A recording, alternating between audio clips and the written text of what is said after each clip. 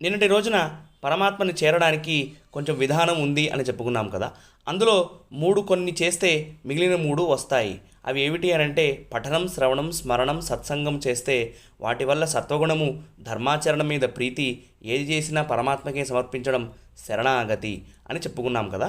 అయితే ఇప్పుడు వీటిల్లో సత్వగుణం ఎలా ఉంటుంది అంటే సత్వగుణంలో మనం కేవలం పరమాత్మనే కోరుకుంటూ ఉంటాం. అండలమ్మవారి తిరుప్పాయ ధనుర్మాస వ్రతంలో 29వ పాసరంలో చెప్పినట్టు ఎత్తైక్కుం ఏజేజు విడవెక్కుం, 7 జన్మలకి కూడా నీతోనే సంబంధం కావాలి అన్న కోరిక మొదలవుతుంది. ఇంకొకటి, మీ నామము మా నోటి వెంట, మీ కథ మా చెవుల వెంట ఉండాలి అని కోరుకుంటాము. 3, శ్రేయస్సు లాభము రెండూ కూడా నీ పాదాల దగ్గరే ఉంటుంది కదా స్వామి, ఇంక నేను వేరేగా కోరుకునేది అవసరం ఏమీ లేదు అన్న ఆలోచన ప్రారంభమవుతుంది. 4, నేను ఎన్ని జన్మలున్నా సరే ఓ భాగవతోత్తముడు ఇంట్లో పుట్టేటట్టుగా చెయ్యి అన్న కోరిక మొదలవుతుంది సత్వగుణం బాగా ఉంటే. హరే కృష్ణ. జయ శ్రీమన్నారాయణ.